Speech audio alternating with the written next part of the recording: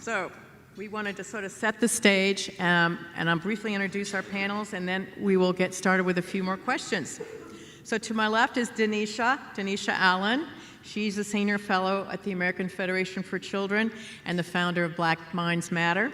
She's also on the board of directors for Step Up for Children. Thanks, Denisha. Then Chantal, over there in the pink, is the Vice President of Communications at EdChoice, and she's the former Director of Policy Advancement at the State Policy Network. Thank you, Chantal. And then we do have a guy here because we want to be diverse, so I'm only kidding. Izard, he's the Vice President of Policy and Government Affairs for ACE Scholarships, which is School Choice Scholarship Organization. He's a real government affairs professional and an education policy analyst. Thanks to all of you for joining us today. So I'm going to start with you one more time, Secretary. Obviously, a national conversation was started about school choice, but COVID seemed to really just launch it. How did the debate change when so many schools stayed closed in 2020, and how do you see that having an impact going forward? Well, parents had a front row seat to see what was happening in their child's or children's education world, whether it was in their living room or kitchen. They saw on the screen what was or wasn't happening. And many of them were very unhappy with what they discovered, whether it was a lack of rigor and or expectation with a distance learning plan that seemed to go on forever for some, or the mask mandates in and out, or whether it was curriculum that parents found abhorrent for one reason or another. Any number of those reasons, but it really opened the eyes of parents who thought their kids were in good places before.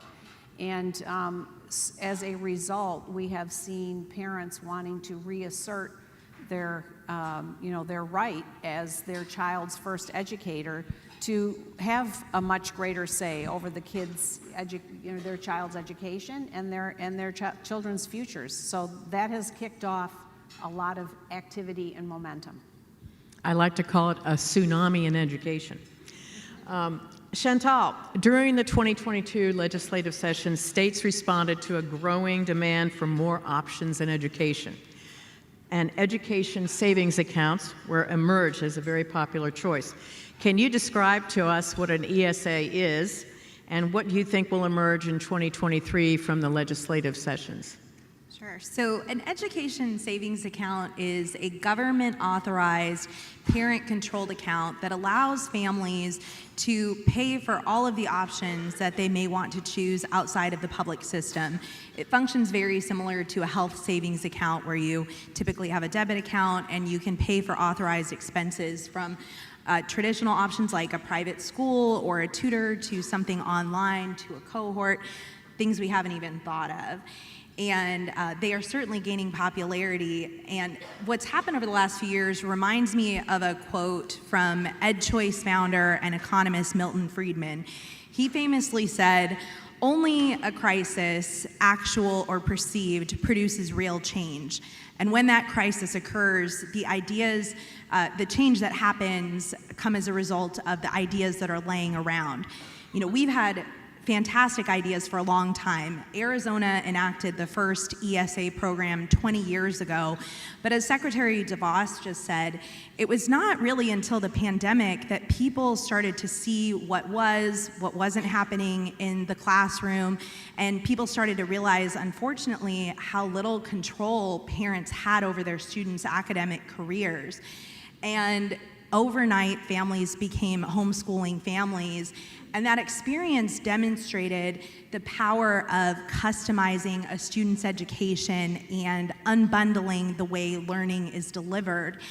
And people started to realize this old idea of ESAs could be a conduit to restoring parental control over their children's learning. So in 2022, Arizona expanded its program to include all students. And later that year, West Virginia's universal ESA program was ruled constitutional. So when legislators met this year for their sessions, they did so with the knowledge that universal school choice was not only politically possible, but legally sound. And I think that's where we sort of got that tsunami coming from as a result of seeing that happen. Thank you, Chantal. So Ross, you've mentioned in your work that there's a growing shift away from the monolithic systems towards support for ground level parental choice. So ACE has been in this arena for a while. Can you tell people what the ACE scholarship model is about and where you've experienced success at the state level? Yeah, absolutely. So ACE Scholarships is a nonprofit private scholarship granting organization that gives scholarships to lower income kiddos who would like to attend K-12 private schools but can't afford to do so. We've currently got 14,000 kids on scholarship in 12 states at about 1,000 partner private schools, and since 2000 have given out 81,000 scholarships worth about $217 million. So yeah, we've been doing it for a little while, and it's been great to watch. I think one of the most interesting things about being at ACE is being able to watch the way it plays out in different places. So in some cases, we're working through established school choice programs where we're carefully monitoring results in terms of proficiency rates, graduation rates, looking at all the data. And I'm a recovering policy analyst, so I love to sit down and look at the numbers and figure out where everything is. But really, I think the real story of ACE and the real success has been going out and gathering stories from the parents of those that we've helped. So far more so than ever looking at a math score or a reading score or a graduation rate, being able to go out and talk to the folks that have received one of these 81,000 scholarships and hearing about the difference that it's made in their life from an education standpoint, the difference that it's made in their life from a long-term standpoint, and then thinking through how that's going to have this sort of ripple effect on their family, we hope, for generations, has really been the primary proof point, I think, for the model. Thank you, Ross. Denisha, you're the one up here who's been the beneficiary of a school choice scholarship. Can you tell us what that experience meant for you? And then we at AFC, the American Federation for Children, were lucky enough to get Denisha to work with us. And can you explain what AFC does? Yeah, awesome. I'll start with what AFC does. So the American Federation for Children, we're one of the largest and probably the largest school choice advocacy organization that's fighting on all three fronts. So we're getting people elected, we're proposing policies, kicking out incumbents who are not supporting school choice policies, and doing the advocacy work also to promote school choice in communities across the country. In 2022, we spent $9 million in races, and we won 75% of our races and beat 41 incumbents who were anti-school choice to get them out and to get school choice bills passed. This year we announced, and we've been successful, so successful in Texas, we were really excited about it, and in Virginia, we announced our Victory Fund, which is a super PAC to spend $10 million to get people out of office who are not supporting school choice and to pass, and we've been successful in Texas. We've been trying to get school choice passed for over 4 years in Texas, and now, thanks to Governor Abbott, he kept the lawmakers in for 4 special sessions in order to get it out, and so we are still crossing our fingers, but it will be passed, and so that's an ESA bill that's actually been proposed there. And this is near and dear to me because I benefited from school choice in Florida, in Jacksonville, Florida. And I benefited, I got a tax credit scholarship to go to a private school from 6th to 12th grade, and it changed my life. You know, that sounds cliche, but it did. I failed the 3rd grade twice because I couldn't read. I wasn't reading on grade level, come from a family of high school dropouts, and that was my destiny as well, until I had the opportunity to go to this small private school on the north side of Jacksonville, and that's when everything changed. I began to share my story and think, I am not that special. Why was my life story so different? And it was because of the education opportunity that I received. And I want to see that every kid receives that opportunity. People in neighborhoods like how I grew up, they're relegated to poor performing schools, poor building conditions, sometimes unqualified teachers, and that's unacceptable, especially when there's a feasible alternative for students to go to a school of their parents' choice to get a better education. Thank you, Denisha.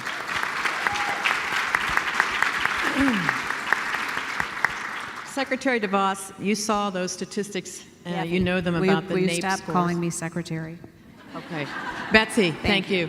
I'd rather call you Betsy anyway. Thank you. So we now have some of the lowest scores, in math and reading in decades. Why do we spend more and get less?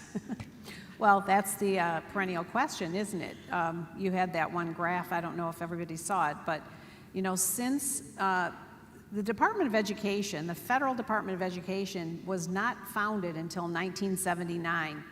It was founded as a payoff by Jimmy Carter to the teachers' unions for having supported him for president in 1976, the first time the teachers' unions supported a presidential candidate. Founded with the express purpose of closing the achievement gaps. So here we are now almost 45 years later, and we have spent at the federal level well over $1 trillion with that goal, and not only have the achievement gaps not narrowed one little bit, by most measures, they have widened. And so this is a problem. Like, why do we keep insisting on spending more and more and more and more resources and expect different results? It's the definition of insanity, which is exactly why we have been advocating for a complete change in policy. So instead of dollars going to systems, a top-down system, dollars follow a child. That's who's supposed to be the beneficiary of education anyway. And it makes so much sense, and yet it's difficult to get accomplished. And I go back to my great optimism and excitement for the momentum that has really developed, and I attribute it largely to all of the groundwork that was done, but the silver lining to COVID, where the rest of America awakened to what has been going on for decades now in all too many places of our country. And Denisha is such a great example of how one life can totally change with that right opportunity. And so I hope that you will, if you weren't before, I hope you will all become advocates about money following kids versus money going to systems. Thank you.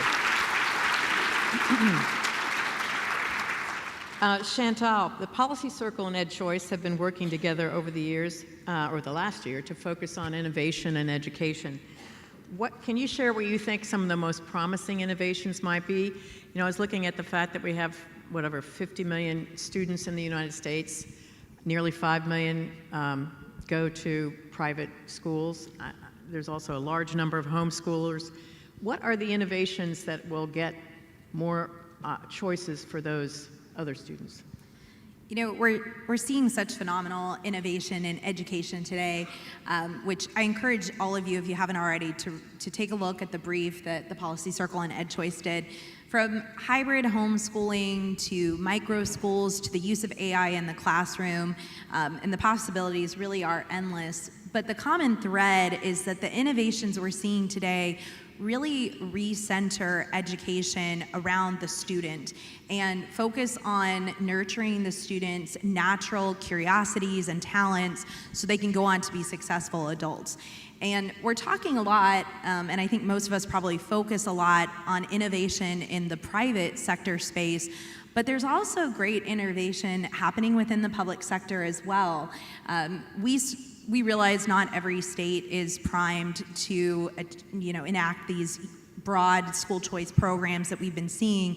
So at EdChoice, we started looking to see, are there states that maybe are doing something that don't require broad policy reform, that are maybe happening as a result of public-private partnerships? And we stumbled upon Montana, which, thanks to public-private partnerships, has created a really robust workforce development program. And by giving students credit for participating in internships or on-the-job training, now 40% of Montana students are graduating with a certificate that prepares them for real life, that prepares them for adulthood. And so I think when we're looking at innovation, we need to be thinking about the solutions that really prepare the student to go on and be successful adults. Thank you. Ross, I know there's a big battle going on in Texas, which if they do pass this legislation could allow a lot more students to take advantage of educational freedom and school choice. Tell us about the battle in Texas. And I know the rural districts have been, not 100% for it. So what's the plan since you're headed down there? How are you gonna help us win? Yeah, so Texas is on the cusp of arguably the most important education debate in the state's history. Tomorrow, the House will take up a $500 million education savings account program bill and have the first real debate on the floor about a program like that, really, I think, since any of us can remember. There's some procedural stuff that will come after that, but tomorrow is really the big day, so obviously I and probably everybody else up here is paying very close attention to that, and we'll be real busy with it.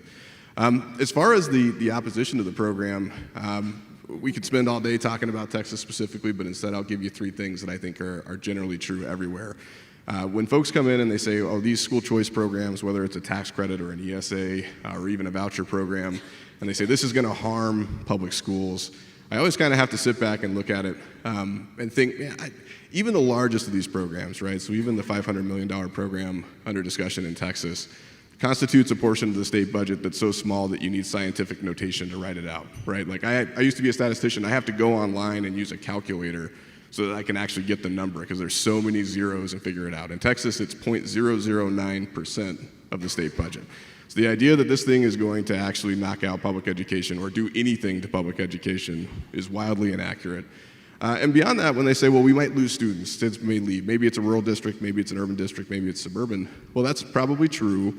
But students leave all the time, right? Everybody in here who's a parent knows we move for professional reasons, we pick up because we bought a new house, we decide to do homeschooling, we go to a charter school. There is so much churn in these districts just in general that this is nothing new to them. They're going to be just fine with this tiny percentage of kids leaving to go to private schools. And most importantly, the last point is that the kids are going to get what they need, right? So the final thing that I always have to restrain myself from saying to legislators is, who cares, right? I know that that's controversial, but at the end of the day, they don't own the students. The system doesn't own the students. And so when you hear the scary verbs about stealing or siphoning or taking something away, you can't take something away from somebody that they don't own, right? And parents own the students. The system doesn't own the students. They have no entitlement to that funding, no entitlement to the child being in the desk. And so ultimately, we can go through the policy stuff, we can go through the numbers, and I'm happy to do that. But at the end of the day, it doesn't matter because it's about parents and about what kids need. And if that happens to be somewhere outside the public education system, so be it. Okay, thank you. So we're gonna, real quickly, I want Denisha to tell us what Black Minds Matter is about, and then I want you to say what these people can do in their communities if they wish to get involved in and engaged in school choice reform, and then ask everybody real quick. So Black Minds Matter is a strategic initiative incubated within the American Federation for Children. I started this project in 2020 when we were in civil unrest. The world, blew up, and everyone was looking internally at their systems. And one of the major things that really frustrated me is in every reform that was to better Black Americans, it was education wasn't looked at, and 13% of black kids in this country are reading on grade level. And I know this comparison is going to sound really stark, but it is. We have an urgent need. You have a better chance at surviving stage 4 breast cancer than a black kid graduating from high school knowing how to read. And it's sad, and we need urgency around it. And so to change the narrative around school choice within the black community and in the media, and to build that urgency and share the positive stories of black school founders who are getting at this need of launch Black Minds Matter. And yeah, that's the pitch. Yeah, that's great. That's what they should do. I'm going to skip you. I'm skipping Betsy for the moment because she sort of told you what to do. So Chantal and Ross, will real quickly tell us what they can do to get involved in this issue if they're interested. A former boss of mine, Joseph Lehman, who some of you may know at the Mackinac Center, always says, freedom is not self-executing. Just because we enact these school choice programs does not mean families are automatically going to utilize them. There's a huge information gap. So if you do one thing, I would encourage you to go home, familiarize yourself with which options are in your state. EdChoice.org details every program in the nation, and start to talk about it in your spheres of influence so that those families in your networks or in the networks of your networks can start to hear about the options that are newly available to them and utilize them. Thank you. And I'll go even one step back from that and give you something real simple, which is just write down your stories, right? So everybody in here who's a parent has a story of what education meant to them. A lot of them involve school choice. And rather than waiting until there's a fight and some guy like me has to call you and say, let's get you out there and talk about it, and then you have to go and scramble it and try to remember it, just write it down as you go. It'll be a useful memory to you, if nothing else, and if the day ever comes that you need to be there to advocate for one of these programs and to fight for somebody else's kids, you've got it there, you're ready to go, and you're ready to go speak to it. So just write it down as you go. It'll help you out later. Can I? Thank you. Oops. Yeah, sorry. Yeah. Many of you guys asked me, we want Mythbusters on how to tell people. And so you can go to schoolchoicefacts.com to get a quick, resource guide of like how to bust all the myths that you hear around school choice. And then we also have handouts out on the tables on how you can get involved to work in the movement with AFC. Terrific. Well, we hope you've enjoyed this amazing panel. I want to thank all of them for helping us today, all of you, and thank Betsy DeVos for being here. We appreciate it so much. Thank you, ladies and gentlemen.